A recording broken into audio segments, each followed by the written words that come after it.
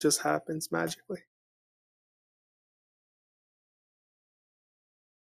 How's Satisfactory? I saw you playing it. It's pretty fun. It's Yeah, basically I got it. 3D Victoria. So I played it. I'm, I have the yeah, beta I'm key. looking forward to release of it. It'll be fun to play. How far did you get into it? What were you saying, Mambo? I was just going to ask, is that a recent game, like, or is it in early access? It's early. It's not even early access. Yes, it was alpha weekend today, and then it's coming out in early access on the 19th. Mm-hmm. I don't know. I felt like it was a little too simple. That's my opinion. Like everything was a little dumbed down version of like Factorio. Yeah, I picked up to Cole, but I stopped playing there. I was just running around exploring instead. So I think that's what is missing for me. The exploration so far that I've done hasn't been anything amazing. All right. I wanted to have a quick word before we start tonight, seeing as people have been writing in the Discord. So the point I think I was trying to iterate on and convey and iterate on was what I've been saying, pretty much nonstop since I first started saying it. And Momo brought up some good points and arguments as well. And I'm not trying to, first of all, I'm not trying to pawn off the GM nonsense on anyone else. I'm simply just trying to tailor the campaign to what the players and what the characters are interested in doing, rather than completely ignore your interests and your character's strengths and just come up with whatever crazy shit I want to see and experience, kind of thing. Because I've been in campaigns myself where I have had a very hyper specialized, hyper focused character on that is really excellent at one thing, and then I have had 5+ sessions where nothing of what my character is specialized in happens, and I'm basically just sitting there waiting for my thing to happen while the GM or DM going on with all the crazy shit that I don't care about as a player or a person or as a character. I mean, so I'm basically asking for you as players to write some goals that I can plan around, and basically just so we can all have a good time with it, rather than just me brute forcing something that I think would be cool onto your characters that they might not be interested in. I think that's what I've been trying to say, but I think I missed the point when I wrote that lengthy wall of text. I think the wall of text, the reason they got confusing, I think, is you were asking us if we wanted to do like more of a free play or more centralized. I think the way you want it is good. Like the goal system, I've seen it done a few times, and it's great because a goal can lead. You can lead to a goal in many ways, or you can come to a goal in many ways. So something like we were talking about it last week, I want something maybe more special. Like maybe I want an artifact that specializes in these things, and I don't want to be the person that goes and like, this is where the artifact is. I want the GM or some kind of scenario to happen through my actions that leads me there. And so I think just having a goal of I want this item, and then me, going around, doing something to, get it, and then you maybe putting something together that will lead to maybe some kind of story arc or something. And if the other people want something similar, we can like incorporate their goals into mine or my goals into theirs, vice versa. You know what I mean? That might have been a little long and confusing as well. Yeah, well, I mean, a lot of the hooks I could see, like, for example, if we were setting up that factory on Chardonnay, and then, several sessions later, some teched out people show up and then sabotage the factory and shoot up the place, then we could go about responding to that in a number of different ways. So we could either just buy more security and then go off and do something else because we're just not interested in that, or we could look up who sent those people and then follow that sort of route. If the only thing that I was trying to figure out is sort of to what degree putting down goals, I think that makes sense to me. I could rewrite some of my goals to, I guess, be more mission friendly, if that's kind of what this is all going towards. Yeah, that pretty much sums it up. Like, if you write mission friendly goals, I can look at those between session and then start figuring out where the plot hooks and how the thing might turn out, that kind of thing. Okay. I looked at your goals, Mambo, and there is one I think I might need some clarification on that you currently have, because you may already have completed that. So if that's the case, you should have an XP for it. Like, so as an example, my goals are, my main goal is to destroy the family that fucked me.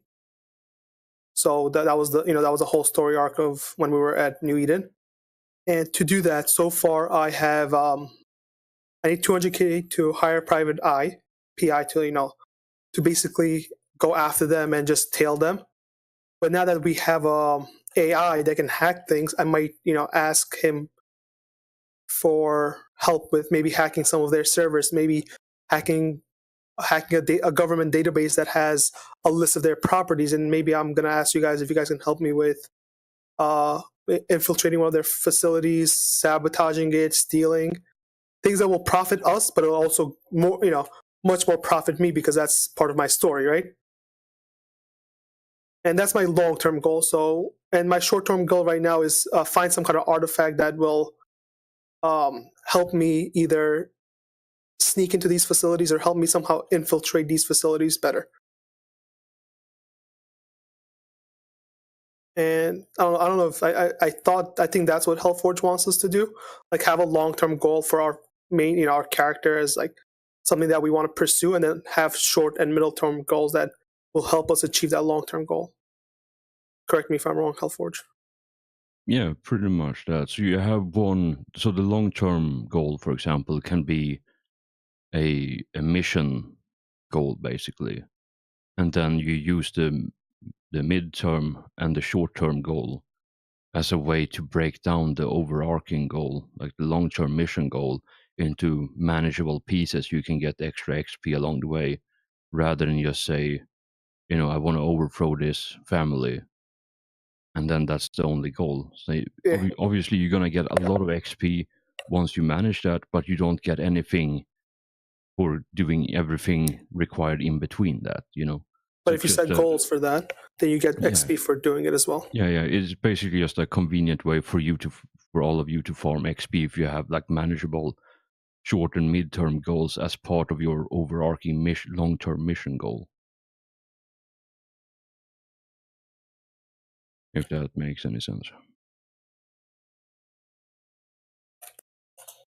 But I'm perfectly fine with having like a session goal, for example, that you can one thing complete for one, like this session or within one session. Like if you just want some crazy thing, like smoke some moon dust and dance tango in the moonlight or something. Like, it has nothing to do with the mission. It's just a fun diversion thing, and if it gets you into trouble, like, I'm willing to give you XP for it within reason, of course.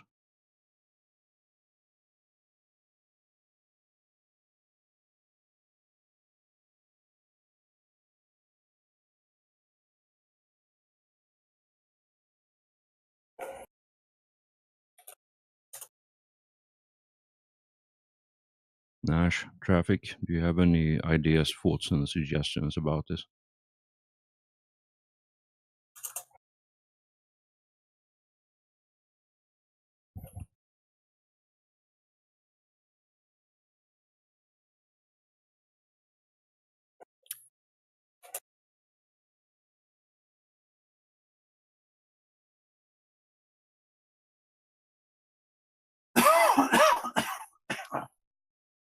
All right.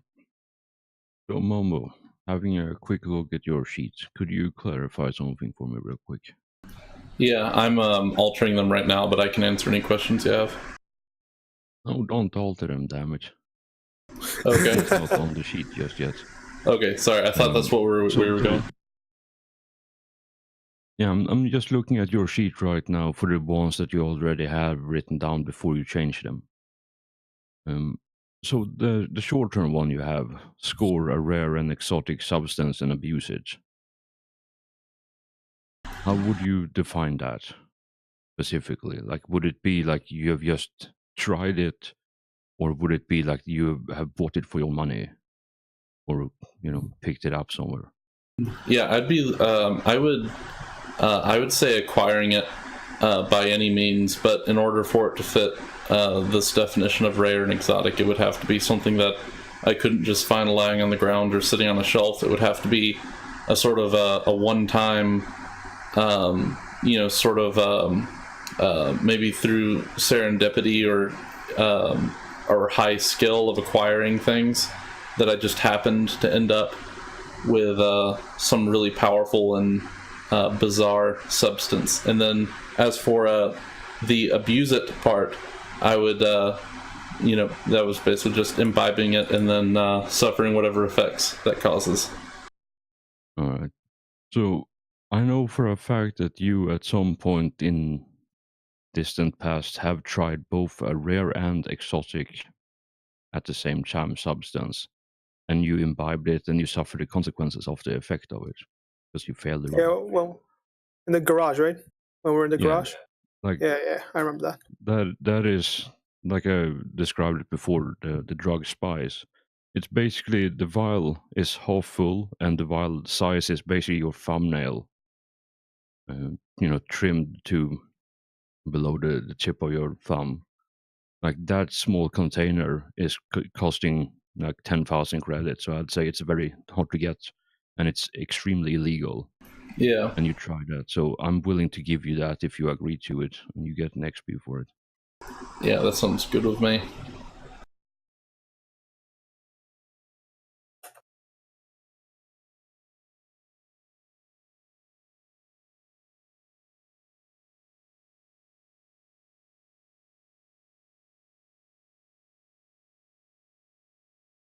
All right. I mean, since you got the XP now, you can change it.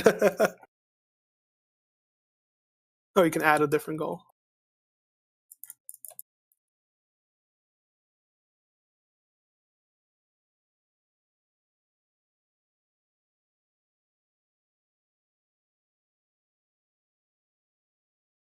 But yeah, in terms of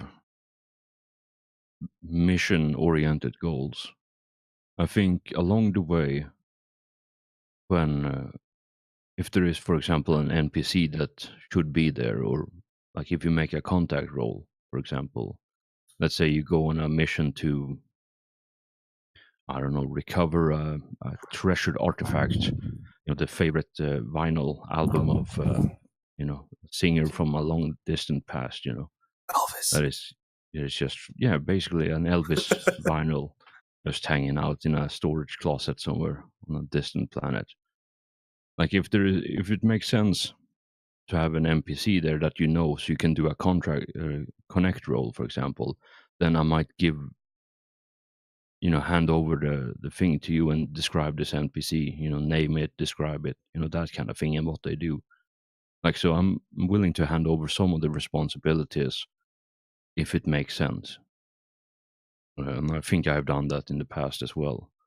Yeah. Sometimes I ask for an NPC, and if I don't have anything that immediately comes to mind, I ask the person who rolls for it to come up with some details for it.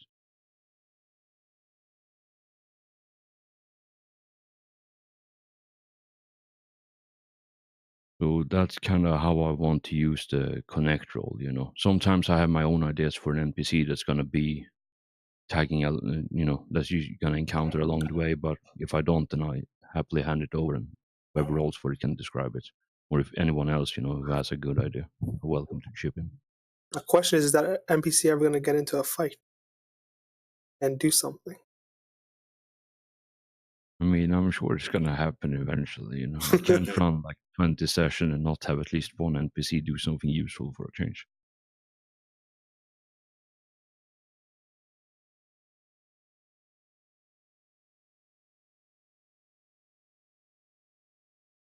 But yeah, it's not something you have to write down right in this moment, but just give it some thought for next session and the one beyond that. So I at least have something to prepare for that your character might find interesting. Because Yeah. otherwise, I'm just gonna come up with some, throw in some stuff of my own for the hell of it, and that might not be something any of your characters are interested in, and they're just gonna sit around wait for the, for the next plot hook to, grab them by the ear.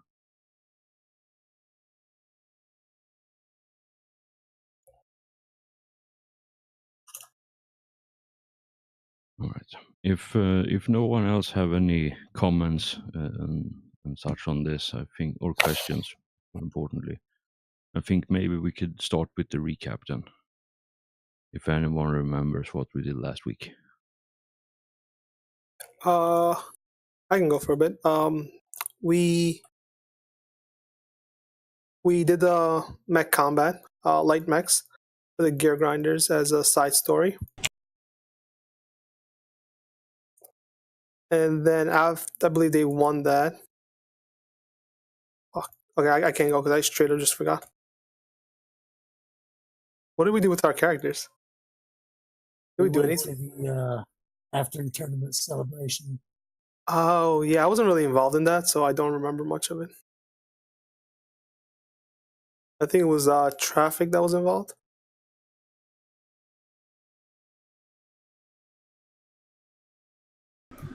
Was the last session the one where I started learning the brawling martial art, I think. So I was involved That in was that. the one before. Oh, there was one before? Okay. Yeah, that was the one. The last one was when we started with the mech combat. That's why I got confused.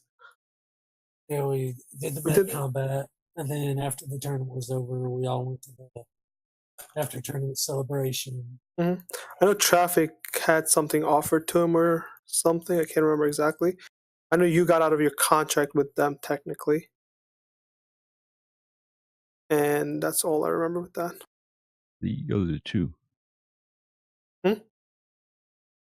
Both technically and legally. Yes. Well, yeah, pretty much the entirety of last session was the side story thing with the mech combat. Is that all that happened? Okay, good. I was wondering why I didn't remember any of it. I mean, it was really forgettable, honestly. Like, combat is usually fucking drags out for ages and then nothing good comes out of it. But yeah, it was pretty much combat and then some light RP at the start and the end of it, and then we ended with you sitting down in the dining hall of La Fenice, which is a 5-star restaurant and concert venue, and yeah, the entertainment and celebration ceremony is gonna start shortly. So I think we fade in as we always do with a quick smash cut to the action. We see all of you either mingling or sitting down at the table. I do believe there was some merch purchasing as well last time. I think someone just Brody bought a silk gear grinder shirt for 10 credits.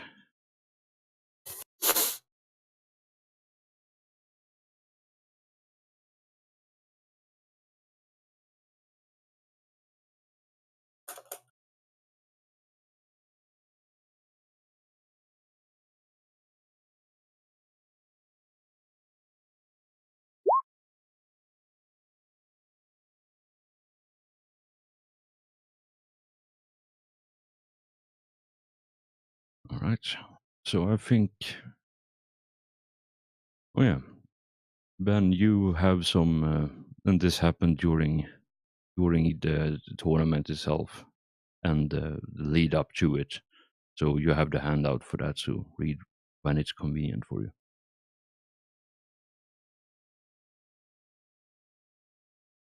Yeah, you're referring to the inbox. Yep. Yep. All right. Let's see.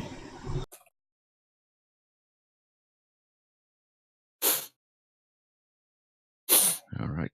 So yeah, I think as you're either sitting down at the table or mingling, you hear the murmuring of voices, excited and cheerful, as the atmosphere may be. And yeah, up from the top, the lights are illuminating the whole room, and you see there is a whole heap of people. It's festive, and yeah, a few minutes after you sit down, the waiter comes and takes your order, and a man in a fairly elegant suit, black velvet, I do believe, about average height, slicked back, long brown hair, comes out, stands at the podium, and welcomes you all to the festivities.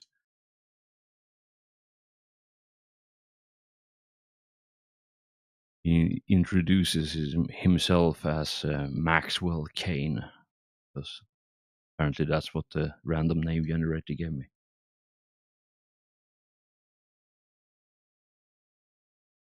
And he is gonna be the MC for this endeavor.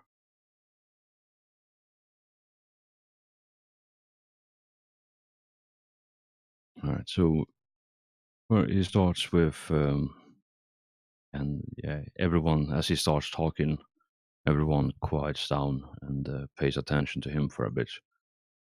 And he says, smiling and seems to be quite jovial about the whole thing. And he says, "Welcome, my friends. Welcome to yet another celebration of this glorious tournament. Tonight we will honor the victors, remember the fallen, and most importantly, stuff our faces with God-tier food. I hope you will all have a wonderful evening. And last but not least, we have some world-class entertainment for you, as we have something very special in store. I'm not gonna spoil it, but you may have heard the rumors already. But you'll just have to wait and see until we're done with this." And he gives the crowd a smile and a wink.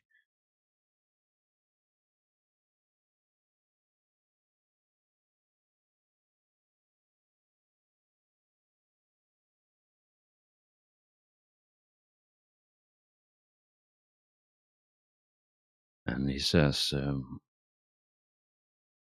"As you all know, this organization have a proud tradition of these tournaments.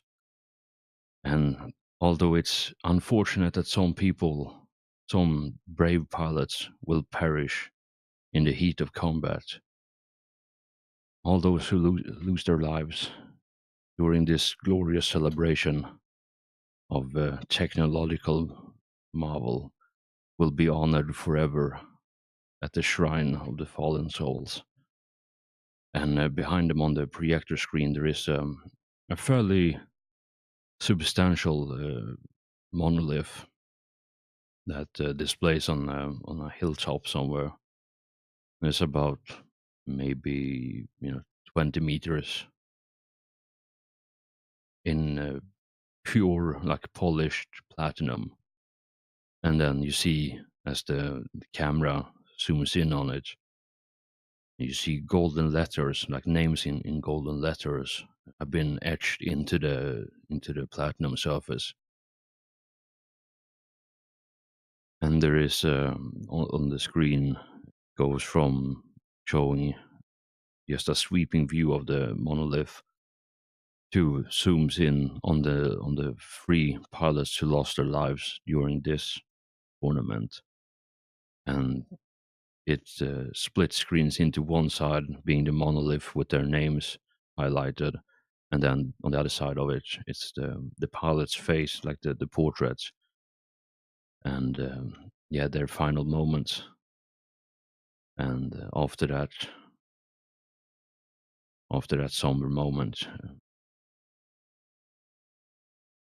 he Maxwell puts his hand on his heart his clenched fist, his right clenched fist across his heart, and you see all the other pilots and most of the mechanics do that in a show of solidarity. Ton, you would be familiar with this gesture. It's respecting the fallen, an old military gesture.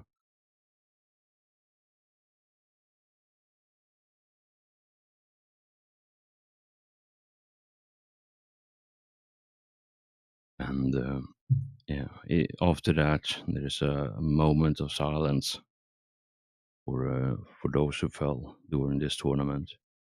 And Maxwell, and as that moment of silence happens, the light dims a bit, and then when the lights brighten up again, Maxwell raises his hand and grabs the podium again, and he says, "Before we start tonight with the award ceremony, I would like our dear sponsor to have a word first, and in their own word, tell you what the prizes will be tonight." And he gestures with a sweeping gesture to the side of the stage. And he says, "Could I have a warm applause for Mr. Davian Haas from Cavalier Arms?" And the crowd starts cheering, applauding, the usual being super excited. And you see a man walk out on stage to stand at the podium. And Ian Maxwell shakes hands. And Davian Haas stands at the podium, smiling. He's about a bit on the shorter side, maybe 170, 5 feet something. I don't know what the conversion is for that. Wearing a black suit with CA embroidered underneath on his left side of the chest. Tarn, you would know the company. Val, you definitely know the company. And the others, Brody Cavalier and Arms? Ben. Yeah, Cavalier Arms. Definitely. Brody and Ben, depending on your enthusiasm levels of firearms, you may or may not know this as well. And Davian Haas stands at the podium and he waves to the crowd who's cheering, and he says, "Good evening, everyone. It is a pleasure to be here and see all your smiling faces. I bring greetings from our CEO. He regrets that he could not be here, but matters of state keeps him at the court of New Eden. So instead, he sent me to bring greetings and congratulations to all those who won tonight."